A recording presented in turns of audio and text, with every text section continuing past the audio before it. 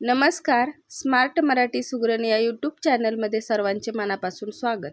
आज आपण दिवाळी स्पेशल मराठवाड्यात बनवले जाणारे डाळीचे लाडू, अगदी खुसखुशीत आणि पेढ्यालाही मागं टाकतील असे लाडू कसे बनवायचे ते आज आपण बनवूया. तर त्याच्यासाठी पहा, इथे मी अर्धा किलोचं परफेक्ट प्रमाण घेतलेलं आहे. तर अर्धा किलो डाळीचं पीठ घेतलेलं आहे. हे मी घरच्या डाळीचं पीठ घेतलेलं आहे. तुम्ही विकतच्या डाळीचं घेतलं तरीही चालेल. तर आता आपल्याला याच्यात काहीच दुसरं घालायचं नाही.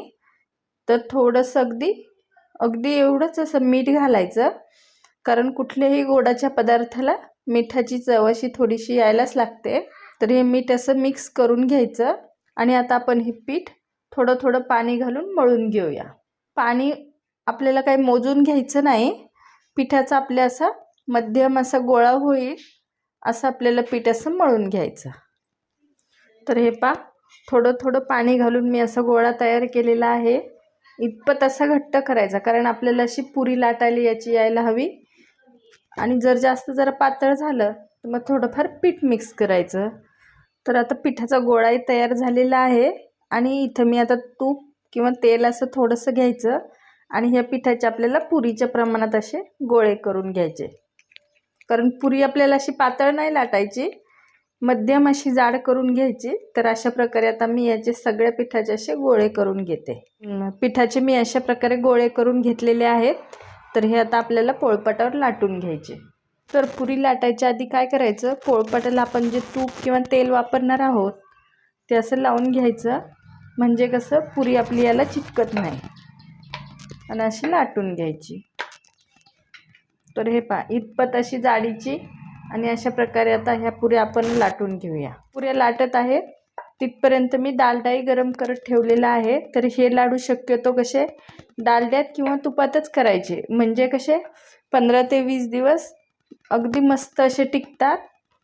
आणि तेलात जर आपण पुऱ्या तळल्या तर मग तेलाचं जरा थोडी थोडी त्याला धब मारते, म्हणून शक्यतो तुपात किंवा डालड्यात करायचे. तर मी आता हे डालड्यात करणार आहे. तर हे पा, अर्ध्या पुऱ्या मी अशा लाटून घेतलेल्या आहेत. आणि ह्या जर सगळ्यात जर लाटल्या तर मग एकमेकाला चिटकून बसतील. ह्या तळेपर्यंत आपण एक एक ही लाटून घ्यायची. तर आता हे तळण्यासाठी मी डालडा गरम करत ठेवलेला आहे. तर आता आपण ह्या तळून घेऊया. तर आता डालडाही गरम झालेला आहे. तर आता आपण याच्यात पुरी सोडूया, कारण जास्त डालडा लागत नाही. अर्धा किलो आपलं हे तळण्यासाठी पुऱ्या फक्त 200 ग्रॅम असा डालडा लागतो. आणि पुरी कशीही तळली तरी आपल्याला काही नाही, कारण फक्त आपल्याला तिला आतपर्यंत चांगली तळून घ्यायची.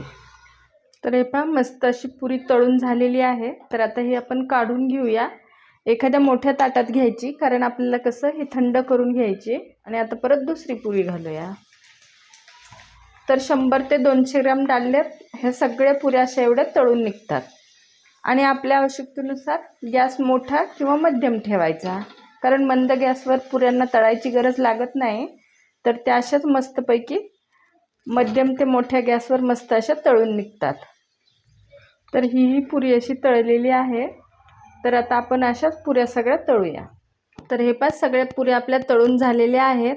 तर अगदी मस्त अशा सगळ्या पुऱ्या नंतरच्या अशा फुललेल्या आहेत. तर हे पहा, म्हणजे त्या आतपर्यंत चांगल्या अशा तळलेल्या आहेत. तर आता ह्या पुऱ्या आपल्याला थंड करून घ्यायच्या.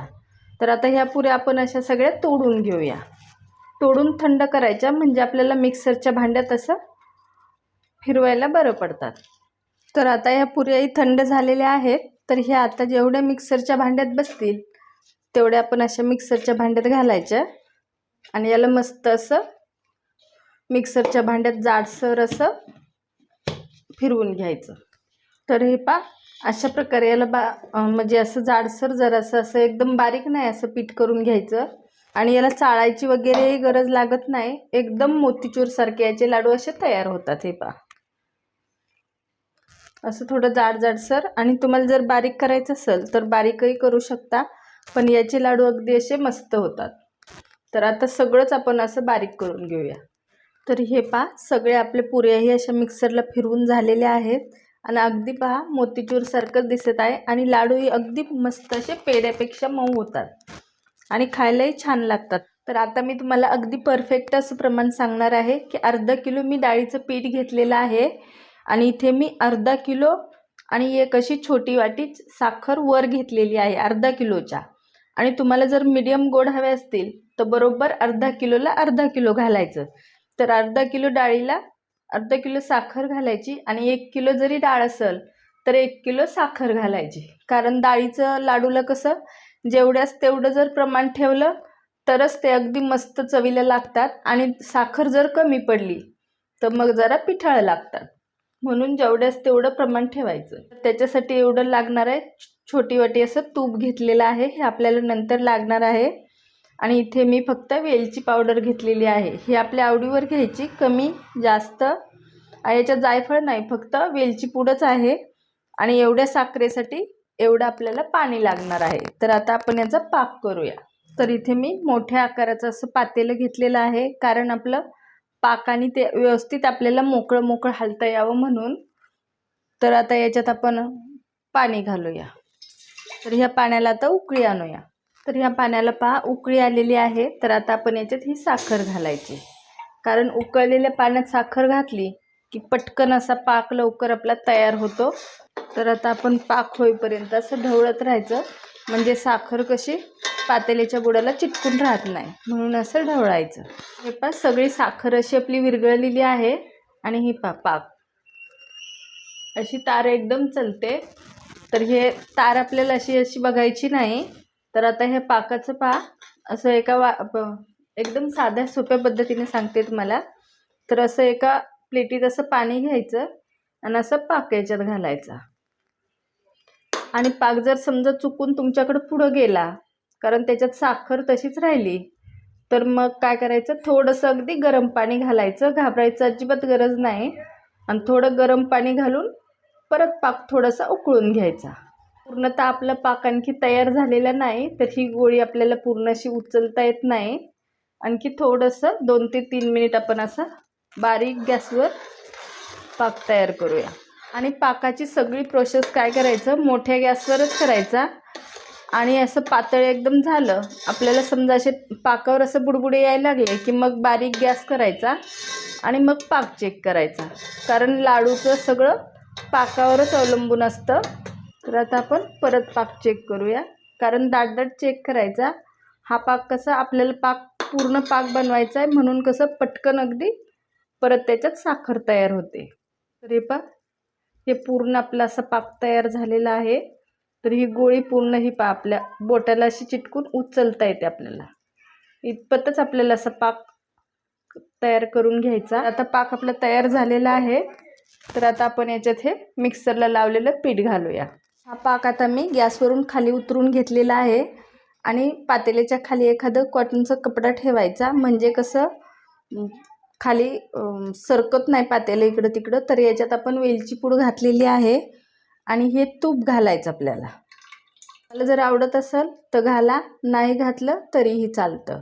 अगदी असं पाकात तूप घातल्यानंतर पाकही बिघडत नाही आणि लाडू अगदी पेड्यासारखे होतात. तर आता हे पीठ आपण याच्यात घालून घेऊया. याच्यात तुम्हाला फूड कलर वगैरे घालायचा असेल तोही तुम्ही घालू शकता, पण मी असेच मस्त असे डाळीच्या ओरिजिनल कलरचे पिवळे लाडू बनवणार आहे. आणि आता हे चांगलं मस्त मिक्स करून घेऊया. तर हे पहा मस्त मिक्सही झालेलं आहे आणि रंगही पहा कसा छान आलेला आहे. पूर्णतः असा ओरिजिनल कलर याला आलेला आहे. तर आता हे जरी तुम्हाला पातळ दिसतंय, आता हे लाडू बांधण्यासारखं नाही, कारण हे एकदम गरम आहे. आता हे आपल्याला काय करायचं, हे पातळ जरी दिसलं तरी हे पूर्ण पाक असं शोषून घेतं. आणि हे आता आपल्याला असं तासभर झाकून ठेवायचं. आणि 1 तासानंतर अगदी परफेक्ट आपलं लाडूचं मिश्रण तयार होतं. मग आपण लाडू करूया.